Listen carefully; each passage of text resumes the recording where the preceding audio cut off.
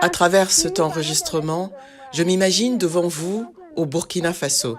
Je suis Dabaye Miyando. J'ai 85 ans, fille unique d'un ancien combattant du Tchad, porteuse d'une histoire à la fois douloureuse et héroïque. Cette histoire incarne le destin tragique et lumineux des tirailleurs sénégalais, ces hommes arrachés à leur terre, famille et leur enfance pour répondre à un appel qui n'était pas le leur. C'est en leur nom que je prends la parole aujourd'hui devant vous à Ouagadougou. Avant de vous raconter l'histoire de mon père, laissez-moi vous replonger dans ma jeunesse et raviver mes souvenirs d'une époque où l'Afrique se mobilisait sans réserve pour assurer la victoire dans une guerre qui n'était pas la sienne. Aujourd'hui, on présente l'enrôlement de ces hommes démunis de leur identité, nommés communément tirailleurs sénégalais. Mais dites-moi, peut-il exister une volonté lorsqu'un individu est soumis à une domination coercitive et forcé de servir dans un contexte où le travail forcé rend toute notion de volontariat particulièrement trompeuse, sous-jacente? Est-il possible que les tirailleurs sénégalais aient réellement fait un choix libre? Peut-on parler de volonté dans un contexte où toute liberté de décision était inexistante? La mobilisation de l'Afrique entière était totale, engageant l'intégralité de l'économie et des ressources africaines, tant humaines et matérielles, inestimables, mises à contribution pour délivrer la France de la domination allemande. Le témoignage de ces vidéos qui vont suivre de Lina met en lumière le rôle fondamental de l'Afrique coloniale française dans la Seconde Guerre mondiale, le rôle du Tchad, mon pays, et de l'Afrique équatoriale française. Je rends hommage ici à l'Afrique tout entière, à tous ces hommes oubliés de l'histoire, à l'effort de guerre fourni par l'Afrique pour la France, à la contribution essentielle aux luttes pour la liberté et la dignité de la France, ainsi que l'avènement de l'indépendance des peuples africains.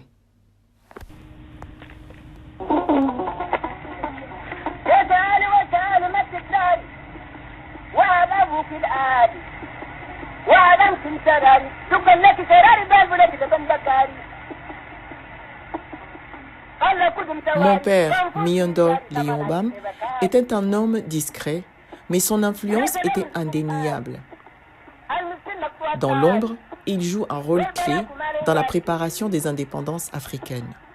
Avec tous ceux qui luttaient pour l'émancipation du Tchad, acteur discret, il participa activement à cette lutte.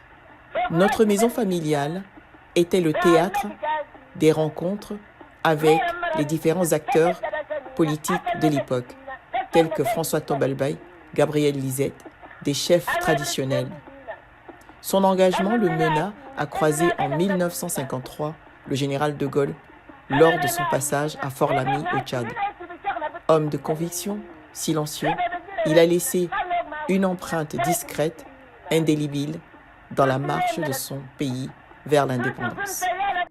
Porte-parole des anciens combattants de sa région, Papa se rendit à plusieurs reprises en France, où il rencontra des figures politiques comme le président Pompidou et le général de Boissieu. Mais son engagement dépassait largement les frontières de son pays. Il prit part aux négociations de paix entre le Tchad et la Libye et effectua des voyages en territoire libyen. Malgré une vie façonnée par la guerre, son véritable combat fut celui de la reconstruction. Il voulait bâtir, unir, offrir un avenir à sa communauté, à son pays. Ainsi, bien que je sois son seul enfant, il éleva plus de 60 enfants recueillis dans son village et au-delà.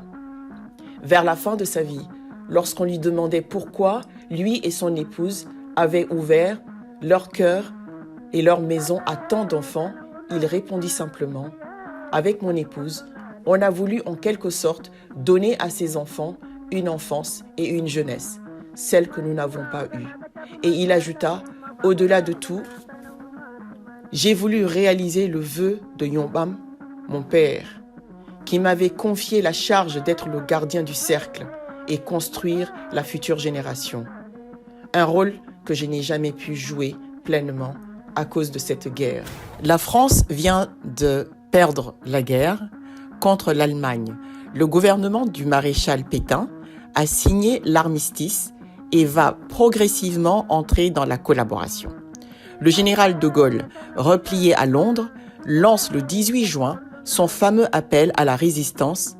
L'administration coloniale dirigée par le gouverneur Félix Éboué au Tchad est le premier territoire de l'Empire français à répondre favorablement au général de Gaulle. Voici ce qu'en dit le général de Gaulle à la BBC le 27 août 1940. La courageuse décision prise par le territoire du Tchad sous l'impulsion de son gouverneur et de son commandant militaire comblera de joie et de fierté tous les Français. L'ennemi a cru que par l'abominable armistice, il en avait fini avec la France. L'ennemi s'est trompé.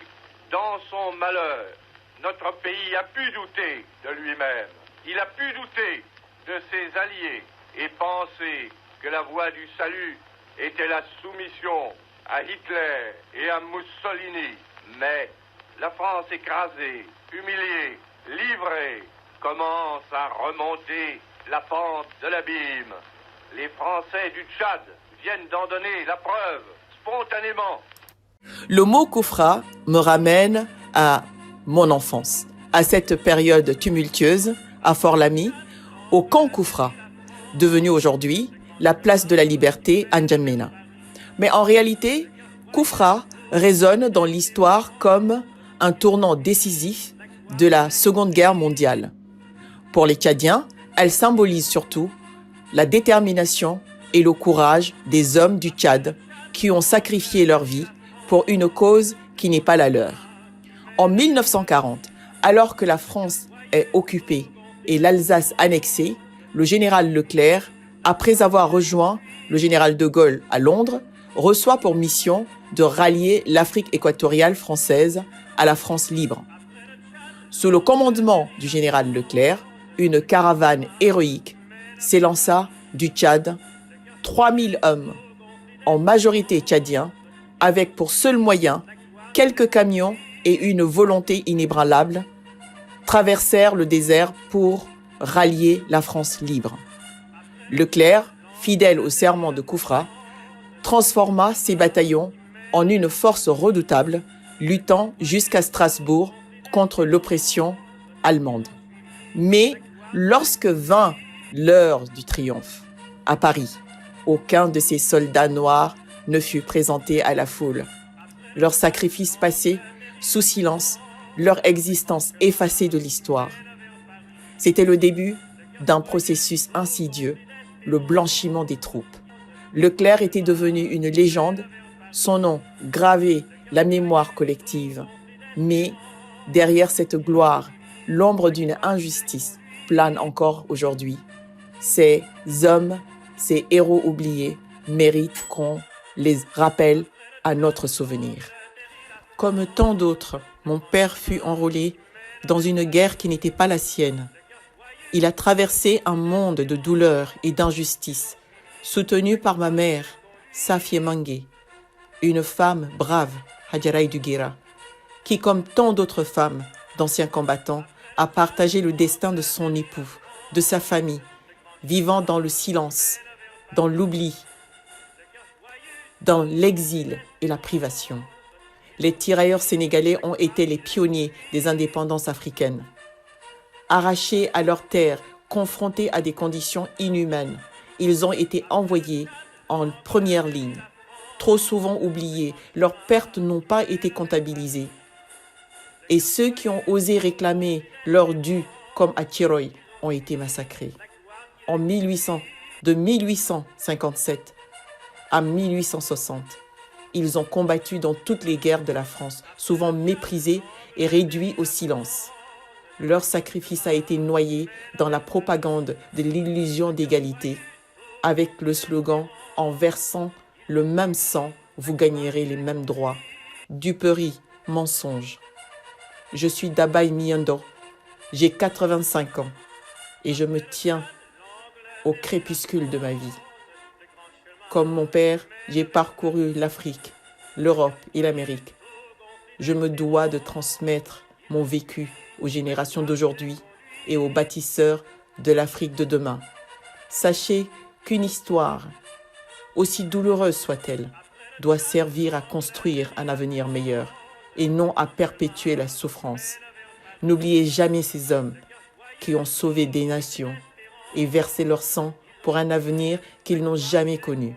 Ces héros oubliés sont les véritables précurseurs de nos indépendances. Je vous remercie. Après le Tchad, l'Angleterre et la France, le grand chemin